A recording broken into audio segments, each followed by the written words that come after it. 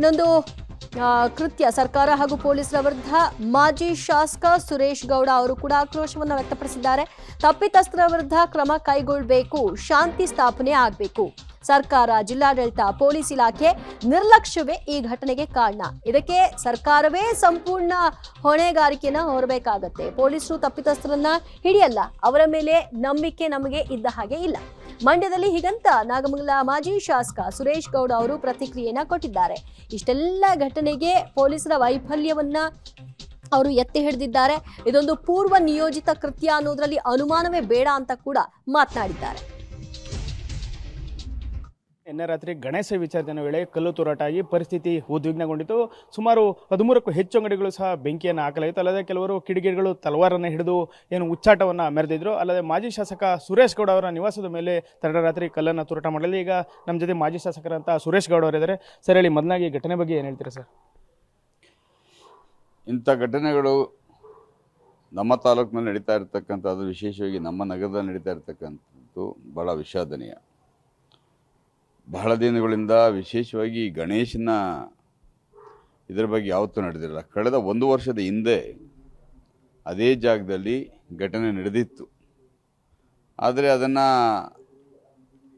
ಇಷ್ಟು ಹೆಚ್ಚಿನ ಮಟ್ಟಕ್ಕೆ ಹೋಗದಂಗೆ ಅಲ್ಲೇ ತಡೆದು ಜನಗಳ ಸಮಾಧಾನವನ್ನು ಮಾಡಿ ಅದನ್ನ ಸರಿಪಡಿಸ್ಕೊಂಡಿದ್ರು. ಆದರೆ ಈ ಬಾರಿ ಸಹ ಒಂದು ಅವರ ಧರ್ಮದ ಬಗ್ಗೆ, ಅವರ ಏನವರು ಪೂಜೆ ಪುರಸ್ಕಾರಗಳನ್ನ ಮಾಡ್ತಾರೆ, ಅದರ ಬಗ್ಗೆ ಪ್ರತಿಯೊಬ್ಬರಿಗೂ ಸಹ ಅವರವ್ರ ಧರ್ಮದ ಬಗ್ಗೆ ಅವರಿಗೆ ಒಂದು ನಂಬಿಕೆ, ವಿಶ್ವಾಸ ಒಂದು ಇರ್ತದೆ. ಅದನ್ನು ಸರ್ಕಾರಗಳು ಕಳೆದ ಬಾರಿ ನಡೆದಿದ್ರೂ ಸಹ ಇಷ್ಟು ನಿರ್ಲಕ್ಷ್ಯತನ ತೋರ್ಕೊಂಡು, ಕಳೆದ ಬಾರಿ ಘಟನೆ ನಡೆದಿದ್ದರೂ ಸಹ ಈ ಬಾರಿ ಎಚ್ಚೆತ್ತುಕೊಳ್ತಾ ಇರತಕ್ಕಂಥದ್ದು ತಾಲೂಕಿನ ಆಡಳಿತ, ಜಿಲ್ಲಾಡಳಿತ ಎಷ್ಟು ಮಟ್ಟಿಗೆ ಇದೆ ಅಂತಕ್ಕಂಥದ್ದು ತೋರಿಸ್ತಾ ಇದೆ. ಇಲ್ಲಿ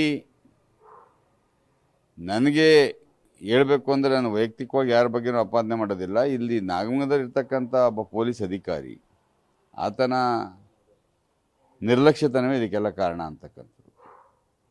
ಕಳೆದ ಬಾರಿ ಇದೇ ಗಣೇಶನ ಮೆರವಣಿಗೆಯಲ್ಲಿ ಅದೇ ಜಾಗದಲ್ಲಿ ಘಟನೆ ನಡೆದಿತ್ತು. ಇವರು ಎಚ್ಚೆತ್ಕೋಬೇಕಾಗಿತ್ತಲ್ಲ. ಇವ್ರ ಇಂಟೆಲಿಜೆನ್ಸ್ ಎಲ್ಲೋಯ್ತು? ಏಕಾಕಿ ಯಾರೂ ದಾಳಿ ಮಾಡಲಿಕ್ಕೆ ಬರೋದಿಲ್ಲ, ಇದೆಲ್ಲ ಪ್ರೀ ಪ್ಲಾನ್ಡ್ ಇರ್ತದೆ. ಆದರೂ ಸಹ ನಾನು ಸಾರ್ವಜನಿಕರ ಮನವಿ ಮಾಡ್ಕೊಳ್ತೀನಿ, ಯಾವುದೇ ಕೋಮಿನವರಾಗಲಿ ಅವರವರ ಧರ್ಮದ ಬಗ್ಗೆ ಅವರವರಿಗೆ ಗೌರವ ಇರ್ತದೆ, ಶಾಂತಿ ಕಾಪಾಡಬೇಕು ಅಂತ ಕೇಳ್ಕೊಳ್ತೀನಿ. ಜೊತೆಗೆ ಯಾರೇ ತಪ್ಪಿತಸ್ಥರಾಗಲಿ ಅವರ ಮೇಲೆ ಕ್ರಮ ತಗೋಬೇಕು. ಯಾಕೆಂದರೆ ಇವತ್ತು ಪಾಪ ಬಡವರು ಸಣ್ಣ ಪುಟ್ಟ ಅಂಗಡಿ ಇಟ್ಕೊಂಡು ಜೀವನ ಮಾಡ್ತಾ ಇರ್ತಕ್ಕಂಥವ್ರು, ಬಟ್ಟೆ ಅಂಗಡಿಗಳು, ಗರೇಜ್ಗಳು, ಪಾತ್ರೆ ಅಂಗಡಿಗಳು, ಇವಕ್ಕೆಲ್ಲ ಪೊಲೀಸ್ ಸ್ಟೇಷನ್ ಅಕ್ಕಪಕ್ಕದಲ್ಲೇ ಬೆಂಕಿ ಹಾಕಿದ್ದಾರೆ ಅಂದರೆ ಪೊಲೀಸ್ನವ್ರು ಏನು ಮಾಡ್ತಾಯಿದ್ರು ಅಂತ ಅರ್ಥ. ಅದನ್ನು ನೋಡಬೇಕಾಗ್ತದೆ. ಇವತ್ತು ರಾಜ್ಯದಲ್ಲಿ ಕಾನೂನು ಪರಿಪಾಲನೆ ಮಾಡ್ತಕ್ಕಂಥವ್ರು ಏನು ಮಾಡ್ತಾಯಿದ್ದಾರೆ, ಏನಾಗ್ತಾಯಿದ್ದಾರೆ ಅಂತಕ್ಕಂಥದ್ದು ನಮ್ಗೆ ಅರ್ಥ ಆಗ್ತಾಯಿಲ್ಲ. ಸರ್, ಈ ಘಟನೆಯಲ್ಲಿ ಒಂದಿಷ್ಟು ಅಂಗಡಿಗಳಿಗೆ ಬೆಂಕಿಯನ್ನು ಹಾಕಲಾಗಿದೆ. ಕೆಲವರು ತಲವಾರನ್ನು ಹಿಡಿದು ಉಚ್ಚಾಟವನ್ನು ಪ್ರದರ್ಶಿಸಿದರೆ, ಅಲ್ಲದೆ ನಿಮ್ಮ ನಿವಾಸದ ಮೇಲೂ ಸಹ ಕಿಡಿಗೇಡಿಗಳು ಕಲ್ಲನ್ನು ಎಸ್ತಿರ್ತಕ್ಕಂಥದ್ದು ಸರ್. ಹೌದು, ಇದು ತಲವಾರುಗಳನ್ನ ಹಿಡ್ಕೊಂಬಂದು, ಪೆಟ್ರೋಲ್ ಬಾಂಬ್ಗಳನ್ನ ಹಿಡ್ಕೊಂಬಂದು ಎಸ್ತಿರ್ತಕ್ಕಂಥದ್ದು, ಆ್ಯಸಿಡ್ ಬಾಟ್ಲ್ಗಳನ್ನ ಎಸ್ತಿರ್ತಕ್ಕಂಥದ್ದು ಎಲ್ಲವನ್ನು ನಾನು ಇವತ್ತು ಬೆಳಿಗ್ಗೆ 4:45ಗೆ ಎದ್ದು ಹೋಗಿ ಸಂಪೂರ್ಣವಾಗಿ ನೋಡ್ಕೊಂಬಂದಿರ್ತಕ್ಕಂಥದ್ದು. ಇಲ್ಲಿ ನಾವು ಎಲ್ಲರೂ ಸಹ ಅಣ್ಣ ತಮ್ಮಂದಿರಾಗಿ ಕೆಲಸವನ್ನು ಮಾಡ್ತಾ ಇರ್ತಕ್ಕಂಥದ್ದು. ನಾನು ವೈಯಕ್ತಿಕವಾಗಿ ಯಾರೂ ನಿಂದನೆ ಮಾಡಲಿಕ್ಕೆ ಈ ಸಂದರ್ಭದಲ್ಲಿ ಹೋಗ್ತಾ ಇಲ್ಲ. ಆದರೆ ಈ ದುರ್ಘಟನೆಗಳು ನಡಿಬಾರ್ದು. ನಾಳೆ ದಿವಸ ಇನ್ನೊಂದು ಕೋಮ್ನವ್ರದ್ದು ಪೂಜೆ ಪುರಸ್ಕಾರಗಳು, ಮೆರವಣಿಗೆಗಳು ನಡೀತವೆ. ಆ ಸಂದರ್ಭ ಬೇರೆ ಕೋಮ್ನವರು ಇಲ್ಲಿ ಬರಬಾರ್ದು, ಅಲ್ಲಿ ಬರಬಾರ್ದು ಅಂದರೆ ಎಷ್ಟು ಸರಿ ಇರ್ತದೆ? ಅದೆಲ್ಲ ಅದು ತಪ್ಪು. ಇದು ಸಂಪೂರ್ಣ ಇದಕ್ಕೆ ಸರ್ಕಾರನೇ ಹೊಣೆ ಆಗ್ತದೆ. ಜೊತೆಗೆ ಯಾರ್ಯಾರಿಗೆ ಏನೇನು ನಷ್ಟವಾಗಿದೆ ಸಂಪೂರ್ಣವಾಗಿ ಸರ್ಕಾರ ಕಟ್ಕೊಡ್ಬೇಕಾಗ್ತದೆ. ಯಾಕೆಂದರೆ ಕಾನೂನು ಪರಿಪಾಲನೆ ಅದು ಮಾಡಲಿಲ್ಲ ಅಂದಮೇಲೆ ಇನ್ನು ಯಾರನ್ನು ನಂಬ್ಕೊಂಡು ಜನಗಳು ಇವತ್ತು ಬಿಸ್ನೆಸ್ ಮಾಡ್ತಾರೆ, ಯಾರನ್ನು ನಂಬ್ಕೊಂಡು ಇವತ್ತು ಜನಗಳು ಜೀವನವನ್ನು ಮಾಡಬೇಕಾಗ್ತದೆ. ಸರ್ಕಾರ ಸಂಪೂರ್ಣ ಪರಿಹಾರಗಳನ್ನ ಎಲ್ರಿಗೂ ಸಹ ಯಾರ್ಯಾರು ಲಾಸ್ ಆಗಿದೆ, ಇರ್ರೆಸ್ಪೆಕ್ಟಿವ್ ಆಫ್ ರಿಲೀಜಿಯನ್ ಕೊಡಬೇಕಾಗ್ತದೆ. ಈಗಲೂ ಸಹ ನಾಗಮಂಗಲದಲ್ಲಿ ಪರಿಸ್ಥಿತಿ ಉದ್ವಿಗ್ನ ಆಗಿದೆ. SP ಅವರೇ ಖುದ್ದು ರೌಂಡನ್ನು ಮಾಡ್ತಿದ್ದಾರೆ. ಈ ಸಂದರ್ಭದಲ್ಲಿ ಸರ್ಕಾರಕ್ಕೆ ಹಾಗೂ ಪೊಲೀಸ್ ಅಧಿಕಾರಿಗಳಿಗೆ ಏನು ಮನವಿಯನ್ನು ಮಾಡ್ತೀರಾ ಸರ್? ನಾನು ಸಾರ್ವಜನಿಕರು ಮನವಿ ಮಾಡ್ತೀನಿ. ಅವ್ನಿಗೆ ಪೊಲೀಸ್ನವ್ರ ಮೇಲೆ ಅಂಥ ನಂಬಿಕೆ ಇಲ್ಲ. ಪೊಲೀಸ್ನವ್ರು ಏನು ಮಾಡ್ತಾರೆ, ತಪ್ಪಿತಸ್ಥ ನಡೆಯಲ್ಲ. ನಾವು ಯಾವುದೋ ಆ ಕೋಮ್ನವ್ರನ್ನ ಒಂದು 50 ಜನ ಅರೆಸ್ಟ್ ಮಾಡ್ತಾರೆ, ಈ ಕೋಮ್ನವ್ರನ್ನ 50 ಜನ ಅರೆಸ್ಟ್ ಮಾಡ್ತಾರೆ, ಅವ್ರ ಕೈ ತೊಳ್ಕೊಂಡು ಸುಮ್ಮನೆ ಆಗ್ತಾರೆ. ಸಾರ್ವಜನಿಕರ ಮನವಿ ಮಾಡ್ತೀವಿ. ನಾವಿವತ್ತು ಸಾವಿರಾರು ವರ್ಷಗಳ ಕಾಲ ನಾವೆಲ್ಲ ಜೊತೆಲಿ ಬಾಳಬೇಕಾಗಿದೆ. ಇದು ಜಾತ್ಯತೀತ ರಾಷ್ಟ್ರ ಆಗಿದೆ. ಮೊದಲಿಂದ ಯಾವ ರೀತಿ ಸಹಬಾಳ್ವೆ ನಡೆಸ್ಕೊಂಡು ಹೋಗಿದೆಯೋ ಅದೇ ರೀತಿ ನಡೆಸ್ಕೊಂಡು ಹೋಗಬೇಕಾಗ್ತದೆ. ಕೂತ್ಕೊಂಡು ಮಾತಾಡೋಣ. ದಯಮಾಡಿ ಯಾರೂ ಸಹ ಕೋಪಕ್ಕೆ ಕೈ ಕೊಡಬಾರ್ದು.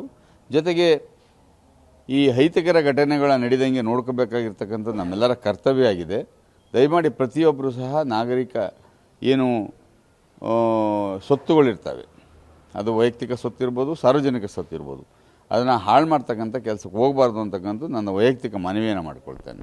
ಈಗ ಸಂಸದರು ಹಾಗೂ ಕೇಂದ್ರ ಸಚಿವರ ಕುಮಾರಸ್ವಾಮಿ ಅವರು ಸಹ ಭೇಟಿ ನೀಡ್ತಾರೆ ಅಂತ ಹೇಳ್ತಾರೆ ಸರ್, ಯಾವಾಗ ಬರ್ತಾರೆ? ಹೌದು, ಕುಮಾರಸ್ವಾಮಿಯವರು ಇವತ್ತು ಮೀಟಿಂಗ್ ಇದೆ, ಮೀಟಿಂಗ್ ಮುಗಿಸ್ಕೊಂಡು ನೇರವಾಗಿ ಇವತ್ತು ಸಾಯಂಕಾಲನೇ ಬರ್ತೀನಿ ಅಂತ ಹೇಳಿದ್ದಾರೆ. ನಾವೆಲ್ಲ ಕಾಯ್ತಾ ಇದ್ದೀವಿ. ಅವರು ಬಂದ ತಕ್ಷಣ ಅದನ್ನು ಎಲ್ಲೆಲ್ಲಿ ಯಾವ್ಯಾವ ಘಟನೆ ಆಗಿದೆ ನಾವೆಲ್ಲ ಈಗ ನೋಡ್ಕೊಂಡಿದ್ದೀವಿ. ಕರ್ಕೊಂಡು ತೋರಿಸ್ತಕ್ಕಂಥ ಕೆಲಸವನ್ನು ಮಾಡ್ತೀವಿ. ಸರ್, ಈಗ ಚಲುವರಾಯಸ್ವಾಮಿ ಒಂದು ಮಾತನ್ನು ಹೇಳಿದ್ದಾರೆ, ಇಲ್ಲಿ ಶಾಂತಿ ಇಲ್ಲಿ ಕದಡಕ್ಕೆ ಕೆಲವರು ಪ್ರಯತ್ನವನ್ನು ಮಾಡ್ತಾರೆ, ಅದನ್ನು ನಾವು ಶಾಂತಿನ ಮರುಸ್ಥಾಪನೆ ಮಾಡ್ತೀವಿ ಅಂತ ಹೇಳಿದ್ದಾರೆ ಸರ್. ಅದು ಅವ್ರು ಯಾರೇ ಆಗಿರಲಿ ಶಿಕ್ಷೆ ಆಗಲಿ ಅವ್ರಿಗೆ.